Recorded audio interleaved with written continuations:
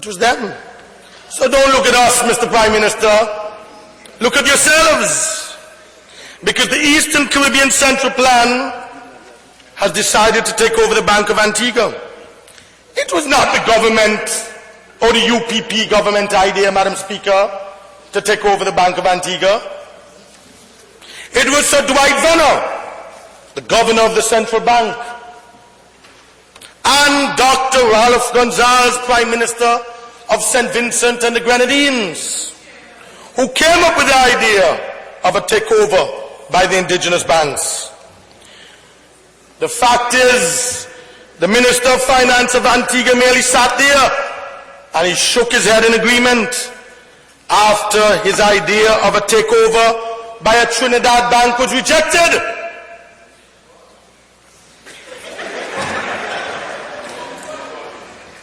The Minister of Finance of Antigua and Barbuda remained mostly silent as the details were worked out, Madam Speaker. Embarrassment at the fact that the central bank would not allow any greater participation by the UPP government. Madam Speaker, I know what I'm speaking about. We in the Antigua Labour Party know what we're speaking about. Prime Minister Ralph Gonsalves, he didn't call Baldwin Spencer. He called Lester Bird. He called Lester Bird, Madam Speaker. This is a fact. Prime Minister Ralph Gonsalves, he knows that.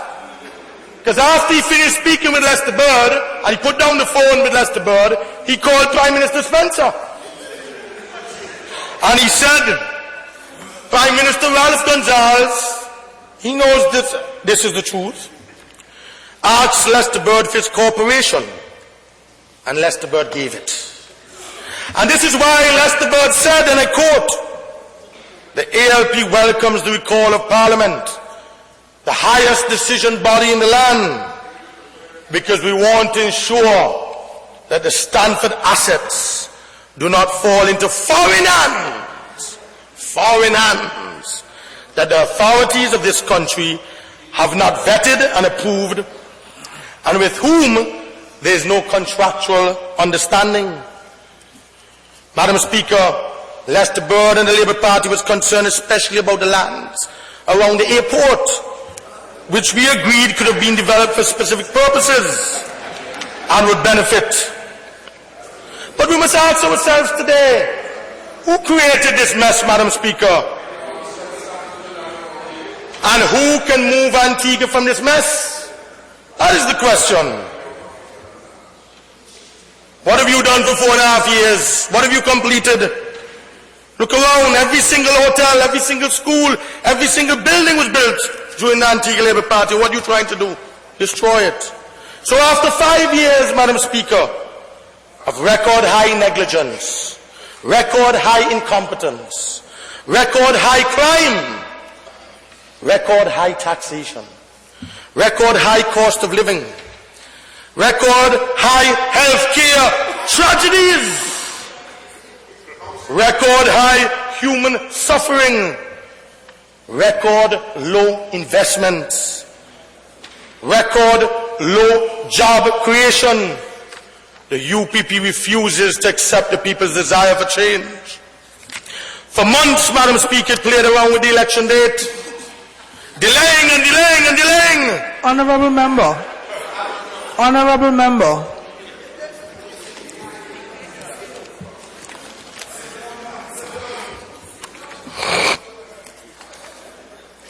Honourable Member, we're here to debate a single motion, and I will allow no debate on any other topic.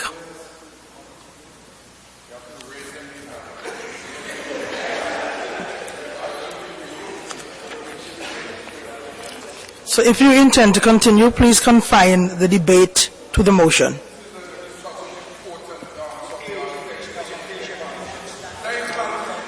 Honourable members, honourable members.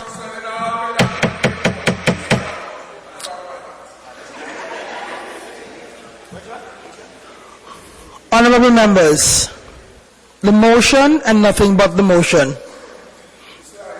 This is not an election speech. Honourable Honorable Member for St. Peter? Honorable Member for St. Peter, are you through? I'll be guided accordingly, Madam Speaker. In principle, Madam Speaker, there's absolutely nothing wrong with reconvening Parliament today in these circumstances. But we have a serious issue with the timing, Madam Speaker, and the sincerity of the specific course of action being pursued by the government, Madam Speaker. And so we welcome the opportunity of being here today. Madam Speaker,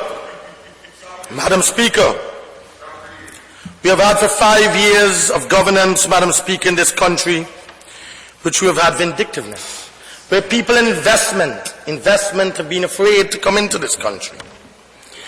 And Madam Speaker, the UPP have invited us here today to participate in this charade, in this unconscionable grab of Alan Stanford's land as the final act of desperation, calculated, Madam Speaker, to secure one last chance to try to win the March the 12th election.